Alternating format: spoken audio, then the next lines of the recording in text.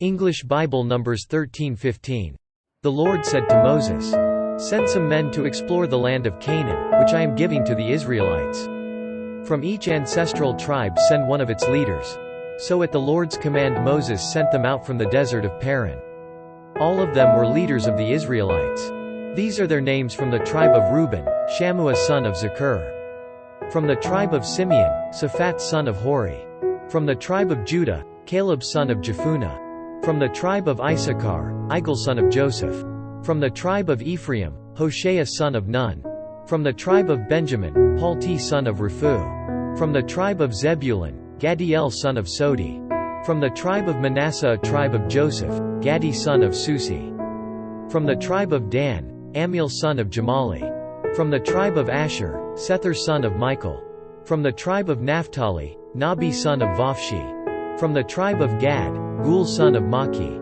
These are the names of the men Moses sent to explore the land. Moses gave Hoshea son of Nun the name Joshua. When Moses sent them to explore Canaan, he said, "Go up through the Negev and on into the hill country. See what the land is like and whether the people who live there are strong or weak, few or many. What kind of land do they live in? Is it good or bad? What kind of towns do they live in? Are they unwalled or fortified? How is the soil? Is it fertile or poor? Are there trees on it or not?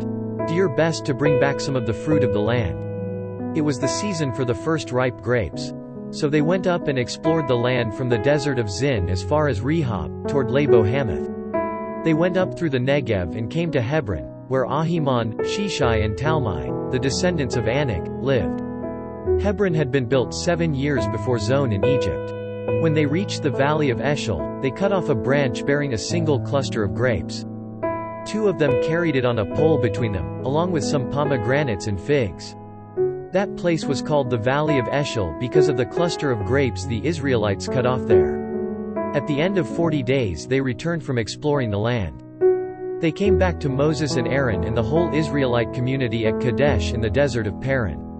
There they reported to them and to the whole assembly and showed them the fruit of the land. They gave Moses this account: "We went into the land to which you sent us, and it does flow with milk and honey. Here is its fruit. But the people who live there are powerful, and the cities are fortified and very large. We even saw descendants of Anak there. The Amalekites live in the Negev, the Hittites, Jebusites and Amorites live in the hill country, and the Canaanites live near the sea and along the Jordan." Then Caleb silenced the people before Moses and said, "We should go up and take possession of the land, for we can certainly do it." But the men who had gone up with him said, "We can't attack those people, they are stronger than we are." And they spread among the Israelites a bad report about the land they had explored. They said, "The land we explored devours those living in it. All the people we saw there are of great size. We saw the Nephilim there, the descendants of Anak come from the Nephilim. We seemed like grasshoppers in our own eyes, and we looked the same to them." Numbers 14. That night all the people of the community raised their voices and wept aloud. All the Israelites grumbled against Moses and Aaron, and the whole assembly said to them, "If only we had died in Egypt, or in this desert. Why is the Lord bringing us to this land only to let us fall by the sword? Our wives and children will be taken as plunder. Wouldn't it be better for us to go back to Egypt?" And they said to each other, "We should choose a leader and go back to Egypt." Then Moses and Aaron fell face down in front of the whole Israelite assembly gathered there. Joshua son of Nun and Caleb son of Jephunneh, who were among those who had explored the land, tore their clothes, and said to the entire Israelite assembly, "The land we passed through and explored is exceedingly good. If the Lord is pleased with us, he will lead us into that land, a land flowing with milk and honey, and will give it to us. Only do not rebel against the Lord. And do not be afraid of the people of the land, because we will swallow them up. Their protection is gone, but the Lord is with us. Do not be afraid of them." But the whole assembly talked about stoning them. Then the glory of the Lord appeared at the tent of meeting to all the Israelites. The Lord said to Moses, "How long will these people treat me with contempt? How long will they refuse to believe in me, in spite of all the miraculous signs I have performed among them? I will strike them down with a plague and destroy them, but I will make you into a nation greater and stronger than they." Moses said to the Lord, "Then the Egyptians will hear about it. By your power you brought these people up from among them, and they will tell the inhabitants of this land about it. They have already heard that you, O Lord, are with these people and that you, O Lord, have been seen face to face, that your cloud stays over them, and that you go before them, in a pillar of cloud by day and a pillar of fire by night. If you put these people to death all at one time, the nations who have heard this report about you will say, the Lord was not able to bring these people into the land he promised them on oath, so he slaughtered them in the desert. Now may the Lord's strength be displayed, just as you have declared. The Lord is slow to anger, abounding in love and forgiving sin and rebellion. Yet he does not leave the guilty unpunished. He punishes the children for the sin of the fathers to the third and fourth generation. In accordance with your great love, forgive the sin of these people, just as you have pardoned them from the time they left Egypt until now. The Lord replied, I have forgiven them, as you asked.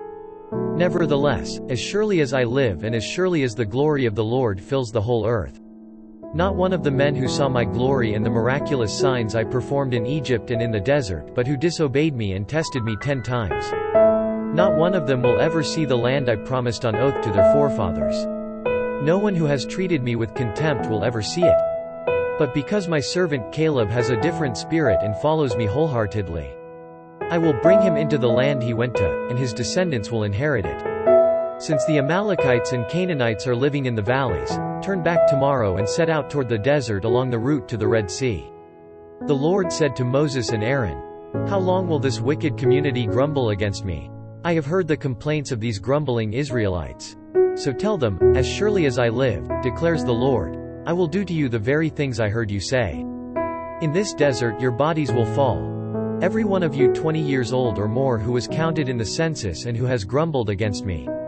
Not one of you will enter the land I swore with uplifted hand to make your home, except Caleb son of Jephunneh and Joshua son of Nun. As for your children that you said would be taken as plunder, I will bring them in to enjoy the land you have rejected.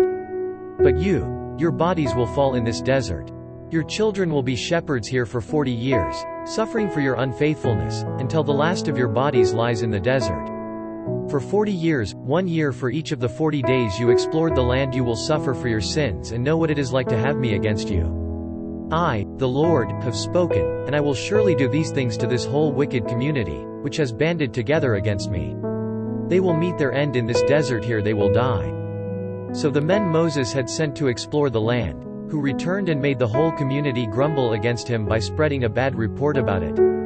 These men responsible for spreading the bad report about the land were struck down and died of a plague before the Lord. Of the men who went to explore the land, only Joshua son of Nun and Caleb son of Jephunneh survived. When Moses reported this to all the Israelites, they mourned bitterly. Early the next morning they went up toward the high hill country. We have sinned, they said. We will go up to the place the Lord promised. But Moses said, why are you disobeying the Lord's command? This will not succeed. Do not go up, because the Lord is not with you. You will be defeated by your enemies. For the Amalekites and Canaanites will face you there. Because you have turned away from the Lord, he will not be with you and you will fall by the sword. Nevertheless, in their presumption they went up toward the high hill country, though neither Moses nor the ark of the Lord's covenant moved from the camp. Then the Amalekites and Canaanites who lived in that hill country came down and attacked them and beat them down all the way to Hormah. Numbers 15. The Lord said to Moses, speak to the Israelites and say to them, after you enter the land I am giving you as a home, and you present to the Lord offerings made by fire, from the herd or the flock, as an aroma, pleasing to the Lord, whether burnt offerings or sacrifices, for special vows or freewill offerings or festival offerings. Then the one who brings his offering shall present to the Lord a grain offering of 1/10 of an ephah of fine flour mixed with 1/4 of a hin of oil. With each lamb for the burnt offering or the sacrifice, prepare 1/4 of a hin of wine as a drink offering. With a ram prepare a grain offering of 2/10 of an ephah of fine flour mixed with 1/3 of a hin of oil, and 1/3 of a hin of wine as a drink offering. Offer it as an aroma pleasing to the Lord. When you prepare a young bull as a burnt offering or sacrifice, for a special vow or a fellowship offering to the Lord, bring with the bull a grain offering of 3/10 of an ephah of fine flour mixed with 1/2 a hin of oil. Also bring 1/2 a hin of wine as a drink offering.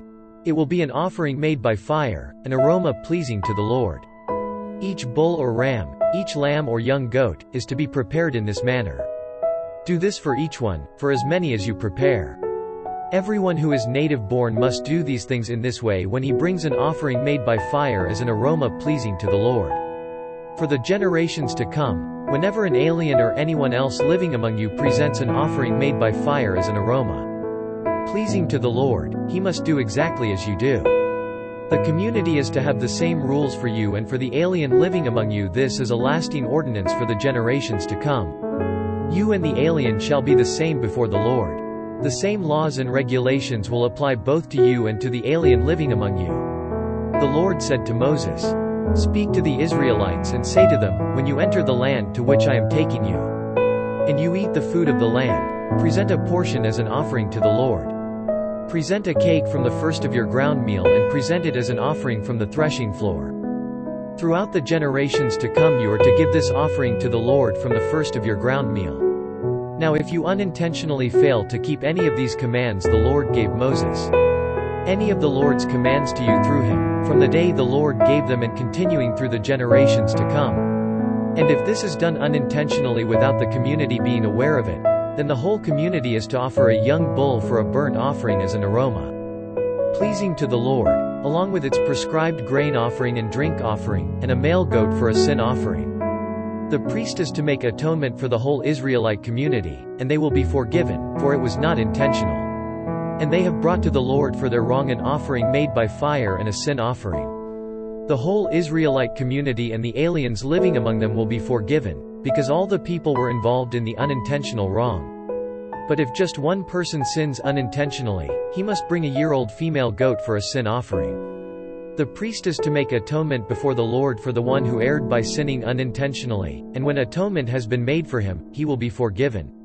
One and the same law applies to everyone who sins unintentionally, whether he is a native-born Israelite or an alien. But anyone who sins defiantly, whether native-born or alien, blasphemes the Lord, and that person must be cut off from his people. Because he has despised the Lord's word and broken his commands, that person must surely be cut off. His guilt remains on him. While the Israelites were in the desert, a man was found gathering wood on the Sabbath day. Those who found him gathering wood brought him to Moses and Aaron and the whole assembly. And they kept him in custody, because it was not clear what should be done to him. Then the Lord said to Moses, "The man must die. The whole assembly must stone him outside the camp." So the assembly took him outside the camp and stoned him to death, as the Lord commanded Moses.